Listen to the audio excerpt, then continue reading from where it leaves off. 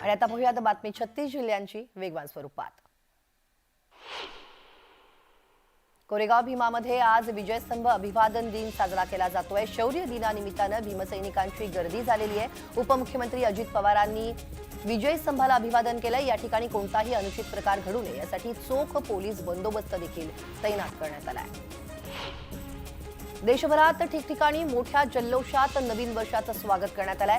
सर्वत्र जल्लोष, उत्साह आणि नृत्यावरती ठेका धरताना तरुणाई दिसून आलेली आहे। नववर्षाचं जल्लोषात स्वागत करण्यासाठी शहरासह उपनगरांमधील महत्त्वाची ठिकाणं अक्षरशः गर्दीनं फुलून गेली होती। किनारपट्ट्यासह हॉटेल, रेस्टॉरंट आणि रिसॉर्टमध्ये देखील नागरिकांनी गर्दी केल्याचं दिसून आलं। नवीन वर्षाची सुरुवात अनेक जण देवदर्शनाने करतायत। बुलढाणा जिल्ह्यातील विदर्भाची पंढरी म्हणून ओळख असलेल्या संत नगरी शेगावमध्ये भाविकांनी अलोट अशी गर्दी केली आहे। सरत्या वर्षाला निरोप आणि नवीन वर्षाचं स्वागत हे भक्तिमय वातावरणात करण्यासाठी राज्याच्या कानाकोपऱ्यातून हजारोंच्या संख्येने भाविक हे संत नगरी शेगावमध्ये दाखल झालेत। गणगण गणात बोतेचा गजर या ठिकाणी केला जातोय। साईंच्या शिर्डीत नवीन वर्षाचं स्वागत मोठ्या जल्लोषात करण्यात आलंय। मंदिराच्या दर्शन रांगांसह साई मंदिर परिसरात भाविकांनी तोबा गर्दी केली होती। मध्यरात्री 12 वाजता साई भक्तांनी एकच जल्लोष करत साई नामाच्या जयघोषानं नवीन वर्षाचं स्वागत केलं गेलं। नवीन वर्षाचं स्वागत साई दरबारी करता यावं म्हणून लाखो साई भक्त हे शिर्डीत दाखल झाले।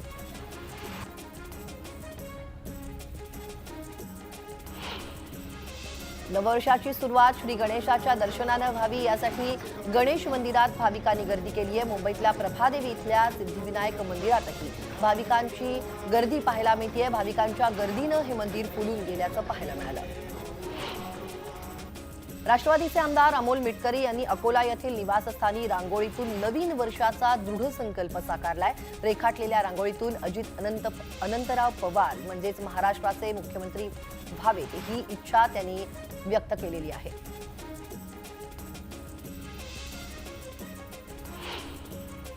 आज नववर्षाच्या पहिल्या दिवसापासून अनेक महत्त्वाचे आर्थिक नियम बदललेले आहेत, ज्याचा परिणाम सर्वसामान्यांच्या खिशावर होणार आहे। नवीन वर्षात यूपीआय, सिम कार्ड, आयकर परतावा यासह काही बँक अकाउंट संदर्भातील नियमांमध्ये बदल झालेला आहे, त्यामुळे त्याची झळ तुमच्या खिशाला बसणार आहे। धाराशिव जिल्ह्यातील जवळपास 14 साखर कारखान्यांनी यंदाच्या हंगामामध्ये तब्बल 16,33,000 मेट्रिक टन ऊसाचं गाळप केलेलं आहे। या माध्यमातून तब्बल 12,70,000 क्विंटल साखरेचं उत्पादन देखील मिळालेलं आहे।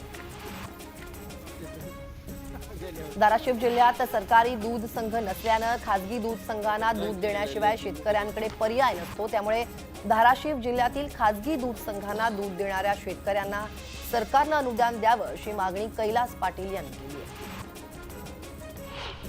साईंच्या शिर्डीत नवीन वर्षाचं स्वागत मोठ्या जल्लोषात करण्यात आलंय। मंदिराच्या दर्शन रांगांसह साई मंदिर परिसरात भाविकांनी तोबा गर्दी केली होती।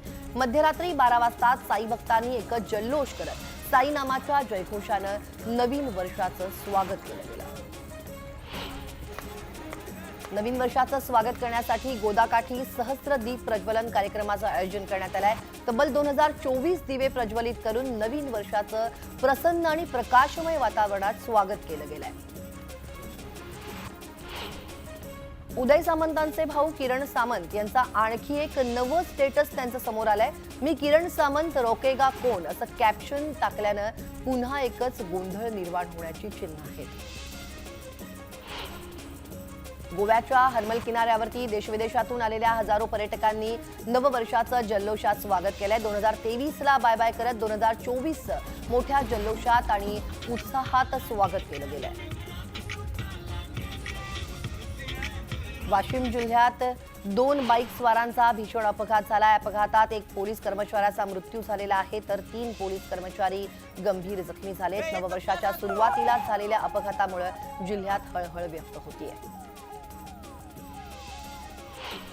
नववर्षाच्या स्वागतासाठी जळगावकरांनी मोठ्या प्रमाणात जल्लोष केलेला आहे। यावेळी कोणतीही दुर्घटना घडू नये त्यासह कायदा सुव्यवस्थेचा प्रश्न निर्माण होऊ नये ती राखण्यासाठी पोलिसांनी ठिकठिकाणी चोख बंदोबस्त राखलाय। जिल्ह्यात जागोजागी नाकाबंदी देखील करण्यात आली आहे। छत्रपती संभाजीनगरमध्ये रविवारी एकाच दिवसात कोरोनाचे 8 नवे रुग्ण पॉझिटिव्ह निघालेले आहेत। आतापर्यंत शहरातील रुग्णांची संख्या ही 35 वरती पोहोचली, त्यामुळे आता नागरिकांना काळजी घेण्याचं आवाहन आता करण्यात येत आहे. छत्रपती संभाजीनगर शहरातील चिकलठाणा आंतरराष्ट्रीय विमानतळाच्या विस्तारीकरणाला अखेर मुहूर्त मिळालेला आहे. चिकलठाणा मुकुंदवाडी मूर्तिजापूर परिसरातील 56.25 हेक्टर म्हणजे जवळपास 139 एकरवरती भूसंपादन केलं जाणार आहे आणि या विस्तारीकरणासाठी होणाऱ्या 578 कोटी 45 लाख रुपयांच्या खर्चासाठी शासन निर्णयाद्वारे प्रशासकीय आणि वित्तीय मान्यता मिळालेली आहे आणि या विस्तारीकरणामध्ये धावपट्टीची लांबी वाढवण्यात येणार आहे आणि ती 3660 मीटर लांबीची करण्यात येणार आहे. हिंगोली शहरात पोलिसांनी चायनीज नायलॉन मांजाचा मोठा साठा जप्त केलेला आहे. शहरातील सराफा बाजार परिसरात रात्री पोलिसांनी ही कारवाई केलेली आहे. एका मांजा विक्रीच्या दुकानावरती छापा मारून पोलिसांनी चायनीज नायलॉन मांजाचा मोठा साठा जप्त केला आणि या विक्रेत्यावरती सुद्धा गुन्हा दाखल करण्यात आला आहे. मुख्यमंत्री एकनाथ शिंदे यांनी ठाण्यात रक्तदान शिबिराला हजेरी लावली. तलावपाळी इथल्या शिवाजी मैदानात आयोजित त्यांनी कार्यक्रमाला हजेरी लावली आणि यावेळी मुख्यमंत्री एकनाथ शिंदे यांनी स्वतःही रक्तदान केलं. नवी मुंबईकरांनी नवीन वर्षाचं जल्लोषात स्वागत केलंय. नवी मुंबई महानगरपालिकेच्या मुख्यालयासमोर फटाक्यांची आतिषबाजी करण्यात आली. यावेळी नागरिकांनी गर्दी केल्याचं दिसून आलं.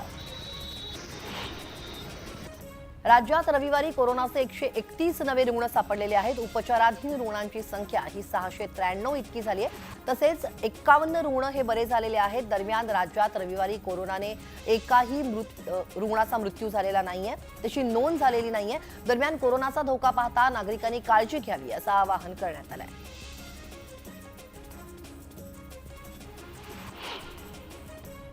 बातमी पाहूयात विस्तारानं. जयंत पाटलांमुळे राज्य सरकारचा तिसरा मंत्रिमंडळ विस्तार रखडल्याचा दावा हा शिवसेना आमदार संजय शिरसाट यांनी केला आणि त्यामुळे जयंत पाटील हे अजित पवार गटाच्या वाटेवर असल्याच्या चर्चेला पुन्हा एकदा सुरुवात झाली आहे. पाहूयात एक रिपोर्ट. जयंत पाटील येणार होते म्हणून विस्तार थांबला होता. आपली साईड सेव्ह करायचा प्रयत्न करतात, पण येतील. त्यांना यायला जास्त वेळ लागणार नाही. जयंत पाटील फक्त शरीराने तिकडे आहेत, मनाने अजितदादांबरोबर आहेत. जयंत पाटील महायुतीच्या मार्गावर असल्याचा दावा शिरसाटांनी केलाय. तर संजय शिरसाटांच्या या दाव्यामुळे पुन्हा एकदा राजकीय चर्चेला उधाण आलंय. राष्ट्रवादी काँग्रेसमधील फुटीवरून आजही दावे प्रतिदावे केले जातात. जयंत पाटलांविषयीच्या या दाव्याला रखडलेल्या राज्य मंत्रिमंडळ विस्ताराची पार्श्वभूमी आहे. हा जो विस्तार रखडला होता ना मंत्रिमंडळाचा, जो वारंवार तुम्ही प्रश्न विचारतायत ना, ते जयंत पाटील येणार होते म्हणून विस्तार थांबला होता आणि ते आज निष्ठेच्या गप्पा करतायत. त्यांनी आता ह्या सगळ्या गोष्टीला आता तरी थांबावं. बैठकीमध्ये ही सर्व चर्चा झाली होती आणि आता आपण सर्वजण मिळून शरद पवार साहेबांना सांगू, हे सर्व बैठकीमध्ये त्यांचं ठरलं होतं. 2022 मध्ये शिंदे सरकार सत्तेत आल्यापासून आजवर 2 वेळा मंत्रिमंडळ विस्तार झालाय. पहिल्या टप्प्यात शिंदेंच्या नेतृत्वातील शिवसेना आणि भाजपच्या आमदारांना संधी मिळाली, तर दुसऱ्या टप्प्यात अजित पवार गटाची मंत्रिमंडळात वर्णी लागली. मात्र तिसऱ्या मंत्रिमंडळ विस्ताराला अद्याप मुहूर्त लागला नाही.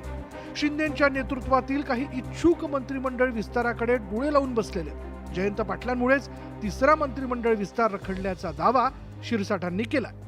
आजही जयंत पाटील फक्त शरीराने तिकडे आहेत, मनाने अजितदादांबरोबर आहेत, असं माझं मत आहे. राहिला विस्तारचा प्रश्न ना, आमची जी माहिती आहे की ते येणार होते म्हणून विस्तार थांबला होता. त्यांना यायला जास्त वेळ लागणार नाही. अहो, त्या बैठकीला सुप्रिया सुळे नव्हती का? सगळंच होते ना. हे सर्व असताना घडलेला हा प्रकार आहे. जुलै महिन्यात अजित पवारांच्या बंडानंतर राष्ट्रवादीत काँग्रेस दुभंगली गेली. शरद पवार आणि अजित पवार असे 2 गट पडले.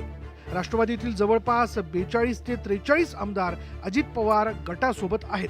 मात्र जयंत पाटलांनी अद्यापही शरद पवारांची साथ काही सोडली नाही. पण जयंत पाटील शिंदे सरकारमध्ये सहभागी होण्यास तयार असल्याची चर्चा यापूर्वीही रंगली होती. रोज काहीतरी सनसनाटी बाईट द्यायचा आणि प्रसिद्धी माध्यमामध्ये आपलं अस्तित्व दाखवायचं, हे रोजचे उद्योग संजय शिरसाट यांचे आहेत. त्यामुळे त्यांनी या बाबतीमध्ये जयंत पाटलांच्या बाबतीमध्ये जे वक्तव्य केलंय त्याला काडीचाही आधार नाही की ते आदरणीय पवारसाहेबांचे खंदे समर्थक आहेत. पवारसाहेबांना सोडून राष्ट्रवादीपासून ते कदापि दूर जाणारे ही काळ्या दगडावरची पांढरी रेष आहे. शिंदे सरकारचा मंत्रिमंडळ विस्तार होणार असल्याची चर्चा गेल्या काही महिन्यांपासून राजकीय वर्तुळात सुरू आहे. अजित पवारांच्या शिंदे सरकारमधील एंट्रीमुळे सत्ताधारी शिवसेनेच्या इच्छुकांची चांगलीच कोंडी झाली आहे. खरं तर अजित पवारांच्या शपथविधीनंतर काही दिवसातच तिसऱ्या मंत्रिमंडळ विस्ताराची चर्चा होती. शिंदे सरकारची टर्म पूर्ण होण्यास 7 ते 8 महिन्यांचा कालावधी बाकी राहिला. त्यात लोकसभा निवडणुकीचा काळ वगळता आता उणे पुरे 6 महिने उरलेत. त्यामुळे रखडलेला मंत्रिमंडळ विस्तार कधी होणार हाच खरा प्रश्न आहे. Bureau report, news 18 Lokmat. त्या जयंत पाटलांविषयीच्या या शिरसाटांच्या वक्तव्यानंतर आता राजकीय वर्तुळात चर्चांना उधाण आलेलं आहे. या बातम्यांसोबतच या बुलेटिनमध्ये वेळ झाली का छोट्याशा ब्रेकची. एका ब्रेक नंतर अगदी लगेच परत येतोय, तेव्हा कुठेही जाऊ नका. पहा फक्त न्यूज 18 लोकमत.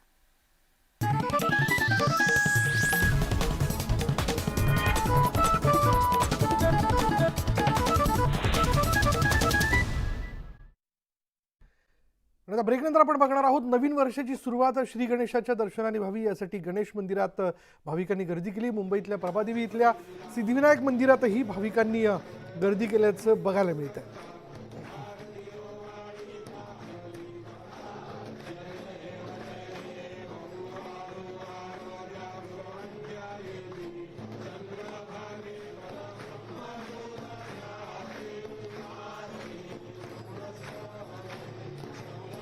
वर्षाचा पहिला दिवस आणि या पहिल्या दिवशी म्हणजे या 2024चं स्वागत करत असताना देवदर्शनाने खरं तर आजच्या पहिल्या दिवसाची सुरुवात हवी म्हणून भाविकांनी मध्यरात्रीपासूनच मंदिरामध्ये गर्दी केलेली आहे. आणि पहाटची काकड आरती ही अनुभवायची आणि त्यानंतर पुढे एक ऊर्जा घेऊन खरं तर आपल्या पुढल्या कामांसाठी निघायचं असा म्हणून एक भाव प्रत्येक भक्ताचा असतो.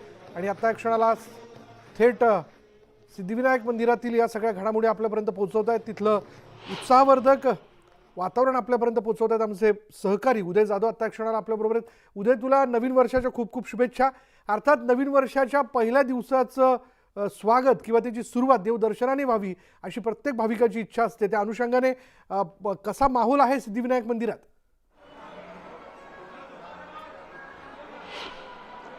विशाल, आपल्या न्यूज 18 लोकमतच्या सर्व प्रेक्षकांना नवीन वर्षाच्या खूप खूप शुभेच्छा. आपण आहोत मुंबईतल्या प्रसिद्ध सिद्धिविनायक मंदिरामध्ये. नवीन वर्षाची सुरुवात गणेश भक्त मुंबईकर दरवर्षी सिद्धिविनायक बाप्पाच्या दर्शनाने करतात. आपण आहोत सिद्धिविनायक मंदिराच्या गाभाऱ्याच्या बाहेर. आपण इथे माझ्या मागे पाहू शकता. आपल्या न्यूज 18 लोकमतच्या प्रेक्षकांना जे आता घरून आपलं न्यूज चॅनल पाहत असतील त्या सर्वांना सिद्धिविनायकाचं दर्शन आपण आपल्या कॅमेऱ्याच्या मार्फत सर्व प्रेक्षकांना घडवून देऊया. आपण समोर पाहतो सिद्धिविनायकाच्या दर्शनाला गणेश भक्तांची अक्षरशः झुंबड उडालेली आहे. आज कुठलीही संकष्टी नाहीये किंवा अंगारकी नाहीये, परंतु तरी देखील नवीन वर्षाचा पहिला दिवस हा शुभंकर श्री गणेशाच्या दर्शनाने व्हावा असं गणेश भक्तांची इच्छा असते. त्यामुळे कुठलीही संकष्टी किंवा अंगारकी नसताना गणेश भक्त मोठ्या संख्येने सिद्धिविनायकाकडे येतात, आपल्या लाडक्या बाप्पाचं दर्शन घेतात आणि नवीन वर्षाची सुरुवात करतात. फक्त मुंबईकरच नाही तर महाराष्ट्राच्या कानाकोपऱ्यातून लोक येत असतात. काही लोक तर पहाटे पायी देखील इथे चालत आलेली आहेत. पहाटे सर्वप्रथम काकड आरती झालेली आहे, त्यानंतर गणपती बाप्पाच्या दर्शनाला सुरुवात झालेली आहे. आपण सभोवती पाहत असाल गाभाऱ्याच्या बाहेर मोठ्या संख्येने गणेश भक्त आलेले आहेत आणि हे सर्वजण आपल्या लाटक्याच्या बाप्पाच्या दर्शनासाठी आज आतुर झालेले आहेत. आणि आपण एक पाहू शकतो की दिवसभरामध्ये आज अनेक सेलिब्रिटी असतील किंवा राजकीय नेते असतील, हे देखील मोठ्या संख्येने आज इथे बाप्पाच्या दर्शनाला येणार आहे. एकूणच सिद्धिविनायक मंदिर न्यासाने कशा प्रकारे नियोजन केलेले जाणून की आपल्यासोबत मंदिर न्यासाचे सदस्य आहेत. कशा प्रकारे नियोजन केलेले, आज संकष्टी नाही किंवा अंगारकी नाही, नवीन वर्षाचा पहिला दिवस आणि बाप्पाच्या दर्शनाने मुंबईकरांनी केलेली पाहायला मिळते. कसं नियोजन केलं एवढं? नमस्कार. सर्वप्रथम मी सर्व देश विदेशातून येणाऱ्या बाप्पांच्या भक्तांचे मनापासून मंदिरामध्ये सिद्धिविनायक न्यासामध्ये स्वागत करतो. आणि अतिशय चांगल्या प्रकारे आम्ही नियोजनबद्ध पद्धतीने भाविकांना दर्शन देत आहे. काल 31 डिसेंबर होता, कालही तशीच गर्दी होती. आज पहिला दिवस आहे, त्यामुळे आज ही पूर्ण गर्दी राहील. उद्या मंगळवार आहे, उद्यापर्यंत लाखोंच्या संख्येने भाविक दर्शन घेत आहेत आणि अतिशय चांगल्या प्रकारे आमची व्यवस्था सुरू आहे. मंदिराच्या बाहेर देखील विशेष नियोजन जे केलेले मोठे मंडप टाकलेले आहेत, तसं अंगारकीला करतो आपण मंदिर तसं इथे नियोजन करण्यात आलं. अंगारकीप्रमाणेच नियोजन केलेलं आहे. आणि आज जी परिस्थिती आहे त्यानुसार अंगारकीला जी गर्दी होती त्याहीपेक्षा जास्त होण्याची शक्यता आहे. मग अनेक सेलिब्रिटी असतील किंवा राजकीय नेते असतील ते देखील मोठ्या संख्येने येत असतात, कारण ते देखील गणेश भक्त आहेत. हो, तेही आता 9-10 वाजल्यापासून सेलिब्रिटी आणि राजकीय नेत्यांची रांग सुरू होईल दर्शनात. पहाटे काकड आरती झाली त्यानंतर गणपती बाप्पांचं दर्शन सुरू केलं. तर तरी लाखोंच्या संख्येने आज आखाडा होणार. एक 4 ते 5 लाख भाविक आज दर्शन घेतील. तर आपण इथे पाहतोय समोर गणपती बाप्पाचं आपण दर्शन आपल्या भाविकांना, आपल्या आपल्या प्रेक्षकांना पुन्हा एकदा करून द्या. आपण समोर पाहतोय सिद्धिविनायक महाराजांची ही मूर्ती आहे आणि याच मूर्तीचं दर्शन घेण्यासाठी लाखोंच्या संख्येने आज दिवसभरामध्ये गणेश भक्त सिद्धिविनायक मंदिराच्या गाभाऱ्यात येणार आहेत. आणि सिद्धिविनायक मंदिर न्यासाने देखील विशेष असं नियोजन केलेलं आहे. जसं अंगारकीला एक विशेष नियोजन करतात गणेश भक्तांना कुठली अडचण येऊ नये दर्शनासाठी, त्या दृष्टिकोनातून ते नियोजन जे आज केलेलं आपल्याला इथे पाहायला मिळते. नवीन वर्षी सुरुवात गणपती बाप्पाच्या दर्शनाने झालेली आहे, त्यामुळे साहजिकच आपलं वर्ष देखील एक शुभ आणि चांगलं व्हावं आणि सर्वांना वैभवशाली यावं या दृष्टिकोनातून आपण देखील आपल्या प्रेक्षकांना शुभेच्छा देऊया. विशाल, धन्यवाद उदय या सगळ्या छानशा संवादाबद्दल आणि माहितीबद्दल. तर सिद्धिविनायक मंदिरातलं दर्शन आता आपण घेतलं न्यूज 18 लोकमतच्या माध्यमातून आणि आपल्या नवीन वर्षाच्या पहिल्या दिवसाची सुरुवात देखील आपण केलेली आहे. पुन्हा एकदा न्यूज 18 लोकमतच्या दर्शकांना 2024च्या नवीन वर्षाच्या खूप शुभेच्छा. यानंतर या बुलेटिनमध्ये इथेच थांबणार आहोत. पहा फक्त न्यूज 18 लोकमत.